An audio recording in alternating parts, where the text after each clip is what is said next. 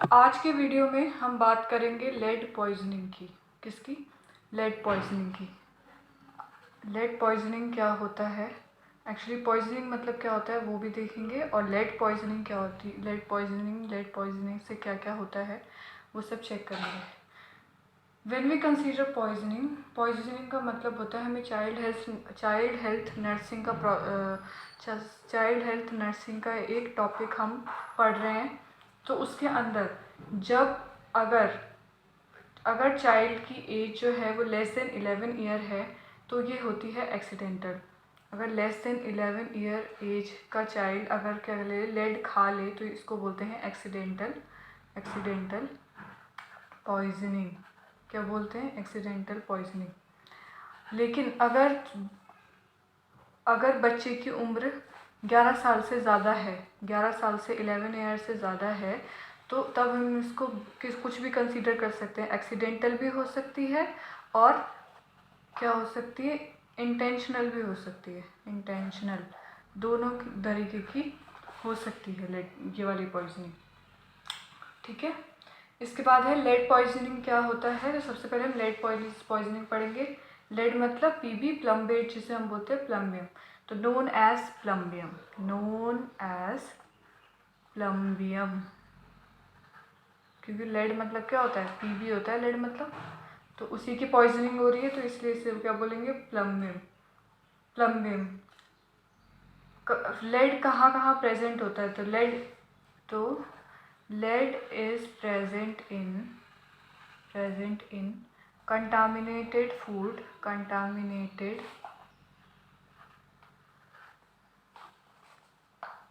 food, water,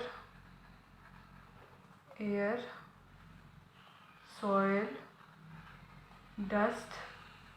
जो plastic toys होते हैं उन पे क्या होती है, लेड की पॉलिश होती है। प्लास्टिक टॉयज़ उस पर लेड की वो क्या होती है, पॉलिश होती है, जिससे चमकदार दिखते हैं, शाइनी दिखते हैं।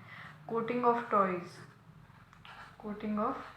टॉयज़ या फिर पेंट चिप्स। जो पेंट जो होता है, पेंट जब गिरना शुरू हो जाता है उसको बच्चे खा लेते हैं तो उसे बोल रहे हैं पेंट चिप्स।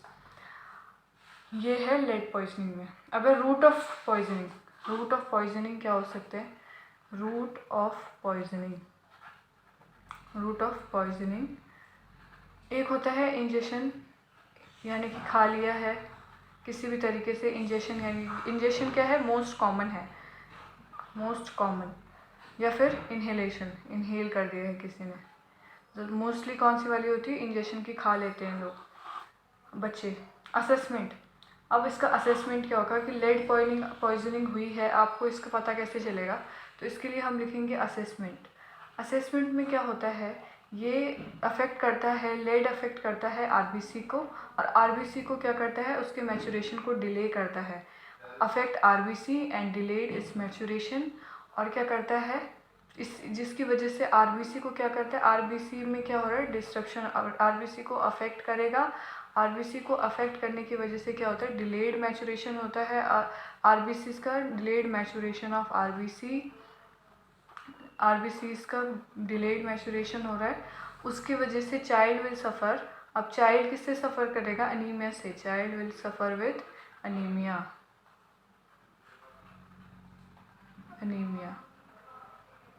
अनीमिया से सफ़र करेगा। अब बोन में क्या देखने को मिलेगा?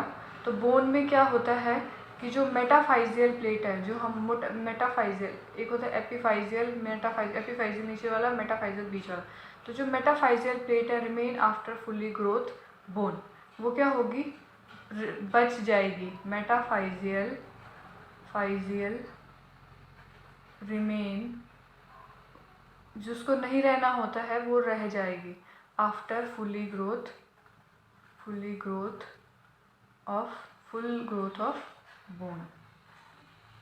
और यहाँ पे क्या मेटाफाइजियल लाइन की जो बनेगी, मेटाफाइजियल लाइन जो बनेगी वो क्या बनेगी, डेंस बनेगी। प्रेजेंस ऑफ डेंस मेटाफाइजियल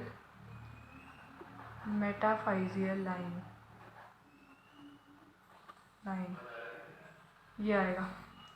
अब टीथ पे क्या फ़र्क पड़ता है हमारे लेड पॉइजनिंग की वजह से, परमानेंट स्पॉट पड़ जाते हैं। क्या पड़ते हैं? Permanent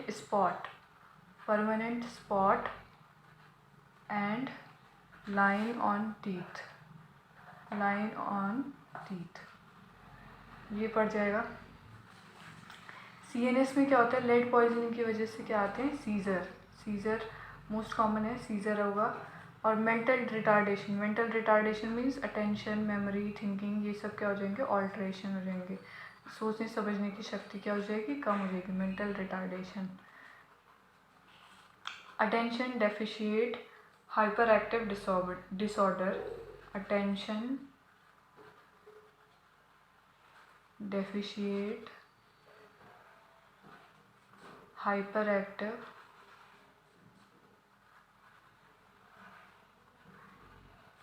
disorder. अभी हमने क्या पढ़ा? हमने पढ़ा लेड पॉइजनिंग के बारे में। पॉइजनिंग का मतलब क्या होता है कि अगर हमने किसी चीज़ को थेराप्यूटिक लेवल से ज़्यादा ले लिया है तो उससे क्या होती है? पॉइजनिंग होती है, बॉडी के लिए हार्म वो कॉज करता है। तो उसी वजह से हमने बच्चों में चाइल्ड हेल्थ नर्सिंग का टॉपिक है, तो चाइल्ड हेल्थ नर्सिंग में हम देख रहे हैं कि 11 ईयर से, अगर बच्चा 11 ईयर से छोटा है तो उसको हम एक्सीडेंटल पॉइजनिंग बोलते हैं। लेकिन बच्चा अगर 11 साल से बड़ा है तो उसको हम एक्सीडेंटल और इंटेंशनल दोनों पॉइजनिंग में कंसीडर कर सकते हैं, कोई भी हो सकती है वो। तो नोन एज प्लम्बियम, क्योंकि पीबी का मतलब क्या होता है? प्लम्बेट होता है, तो इसको बोलते हैं प्लम्बियम। लेड कहाँ प्रेजेंट होता है? कंटामिनेटेड फूड में, वाटर में, एयर में, सॉइल में, डस्ट में। प्लास्टिक टॉयज जो होता है उसमें जो शाइन वाले होते हैं, कोटिंग ऑफ टॉयज, शाइन के लिए लेड का यूज़ किया जाता है। या पेंट चिप्स जो होते हैं उसमें लेड यूज़ होते हैं, बच्चे उसको खा लेते हैं। अब रूट ऑफ पॉइजनिंग हमने देखा कि क्या है? इंजेक्शन है, या तो खा लेंगे या तो इनहेल करेंगे, मतलब नाक के थ्रू लेंगे, सांस में। तो इंजेक्शन क्या है? मोस्ट कॉमन है। अब असेसमेंट में आपको क्या क्या देखने को मिलेगा? तो असेसमेंट में जो लेड होता है वो आरबीसी को अफेक्ट करता है। आरबीसी को अफेक्ट करेगा तो आरबीसी में क्या क्या होगा? डिलेड मैचुरेशन होगा। डिलेड मैचुरेशन की वजह से चाइल्ड में डेवलप हो जाएगा अनीमिया। बोन में क्या देखने को मिलेगा? कि बोन में जो मेटाफाइजियल प्लेट है वो उसकी प्रेजेंस देखने को मिलेगी, जो जनरली नहीं होती है आफ्टर ग्रोथ। और presence of dense metaphyseal line. Metaphyseal line क्या होगी? डेंस होगी। टीथ कैसे दिखेंगे? टीथ में परमानेंट स्पॉट पड़ जाएंगे और लाइन आपको दिखेंगी। CNS में सीजर आना शुरू होंगे, मेंटल रिटार्डेशन हो जाएगा, attention deficit hyper active disorder, ये देखने को मिलेगा। इसके बाद है डायग्नोस्टिक टेस्ट, लेड पॉइजनिंग में ही, कि डायग्नोस्टिक टेस्ट हम क्या करेंगे? Diagnostic test. अब इसमें सीरम लेड लेवल, अगर serum lead level if less than 5 microgram per DL है तो इसको हम बोलते हैं नॉर्मल है, इट इज़ नॉर्मल। लेकिन up to 10 microgram per DL होगा, ये क्या होगा? रिपीट टेस्ट इन 1 ईयर, कि 1 साल बाद आप दोबारा से क्या करो? लेड पॉइजनिंग, लेड कितना प्रेजेंट है ब्लड में वो चेक कराओ। अब 10 to 14, अगर 10 to 14 माइक्रोग्राम पर DL हो गया तो अब पेशेंट को क्या करना है? एजुकेट करना है पेरेंट्स को एजुकेट करेंगे दैट अपना चाइल्ड को किससे दूर रखो? इस ऐसे इन्वायरमेंट से दूर रखो, कंटामिनेटेड फूड से दूर रखो, lead free environment, keep the child in lead free environment में उसे रखो, ये हम उसे बोलेंगे। अब 20 to 44, अगर 20 to 44 माइक्रोग्राम पर DL अगर होता है तो इसे हम बोलते हैं एक्यूट लेड पॉइजनिंग। तो इसके लिए हमें क्या करना पड़ेगा? Start the treatment. इसके लिए हमें क्या शुरू करना है? ट्रीटमेंट को शुरू करना है। अब अगर 70 माइक्रोग्राम पर DL से ज़्यादा हो जाए तो इसे हम बोलते हैं क्रोनिक और सीवियर लेड पॉइजनिंग। इसमें क्या है? लेड पॉइजनिंग अब क्या हो चुकी है? बहुत ही ज़्यादा हो चुकी है, chronic and severe lead poisoning. ये it is an medical emergency. ये क्या है? एक मेडिकल इमरजेंसी है जिसमें कि हमें ट्रीटमेंट की ज़रूरत है, बहुत जल्दी इमीडिएट ट्रीटमेंट हमें इसमें देना है। अब इसके लिए क्या होता है? दूसरा, इसके लिए डायग्नोस्टिक टेस्ट में दूसरा टेस्ट होता है एरिथ्रोसाइट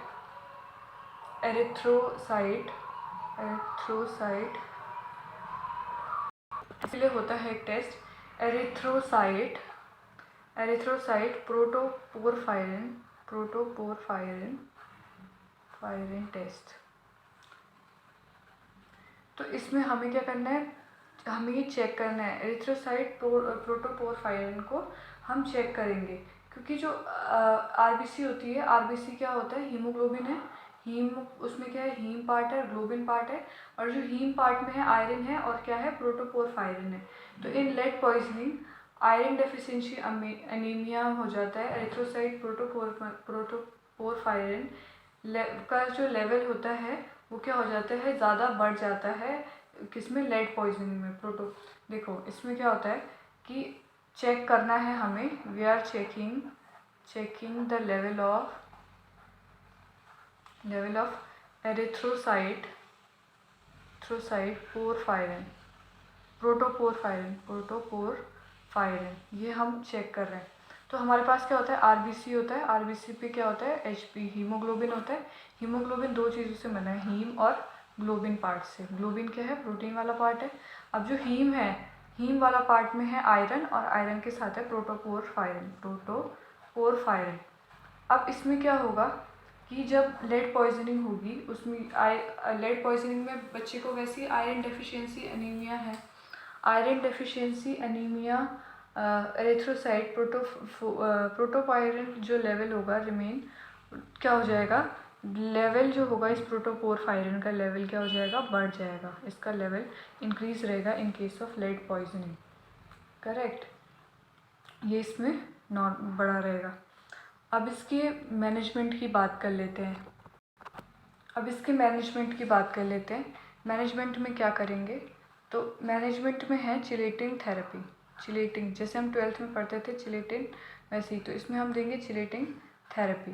तो लेड को क्या कर देंगे, बाइंड करा देंगे किसी अनदर मॉलिक्यूल के साथ। क्या करेंगे, लेड को बाइंड करवा देंगे अदर मॉलिक्यूल के साथ। यूज्ड इन ऑल, और ये जो मेथड होता है चिलेटिन थेरेपी, यूज़ किया जाता है सारी जो मेटल पॉइजनिंग होती है उनमें। Use in all heavy metal poisoning, उसमें ही यूज़ होता है। अब क्या होता है, इसकी वजह से ये क्या करेंगे, रिमूव करेंगे लेड को सर्कुलेशन से। They help in removal of lead from circulation से इसको हटाने की क्या करेंगे, कोशिश करेंगे। एग्जाम्पल है इसका डाइमर कैप्रोल, और है British antilewisite in oil made up of peanut oil, BAL in oil, ये है, यानी कि British antilewisite in oil made up of peanut oil, ये इसका नाम है, पीनट ऑयल।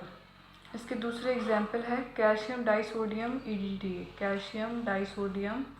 EDTA, ethylene डाइलेमिन टेट्राएसिटोएसीटेट। सक्सीमर इसका एग्जाम्पल है। ओरल थायमीन इसका एग्जाम्पल है। और डी पेनिसिलियम, ये भी इसके क्या है, चिलेटिंग की तरह हम यूज़ कर सकते हैं। तो मैनेजमेंट में हमने यही देखा कि मैनेजमेंट में हमें क्या देखना है, एरिथ्रोसाइट प्रोटोपोरफायरिन का लेवल क्या मिलेगा, हमें लेड पॉइजनिंग में बढ़ा हुआ मिलेगा। और चिलेटिंग थेरेपी में हम क्या करेंगे, चिलेटिंग थेरेपी में उस लेड को इन सब मॉलिक्यूल से बाइंड करवा देंगे और सर्कुलेशन से रिमूव करवाएंगे। अब है रोल ऑफ नर्स क्या होगा इसमें, तो रोल ऑफ नर्स इसमें है कि ज़्यादा कुछ नहीं है, कि सबसे पहले है कि हाइड्रेशन स्टेटस बेबी का चेक करना है। Remove harmful substances from the body, क्या करना है, बॉडी से हमें हटाना है। तो maintain hydration status of the baby to remove to remove harmful substances, substances from the body, अब ये कर रहे हैं तो इसके बाद हमें क्या करना है, मेंटेन करना है intake output chart, maintain intake output chart, ये हमें करना है। तो लेड पॉइजनिंग में इतना ही था, इतना ही क्या है सफिशिएंट है चाइल्ड हेल्थ नर्सिंग के पॉइंट ऑफ व्यू से। और डाइमर कैप्रोल, ये सब चीज़ें, चिलेटिंग एजेंट क्या होते हैं, ये सब हमें याद रखना है। और यही सब था रोल ऑफ नर्सेस में, यही है हाइड्रेशन स्टेटस को चेक करना और इनटेक आउटपुट चार्टिंग करना। Thank you.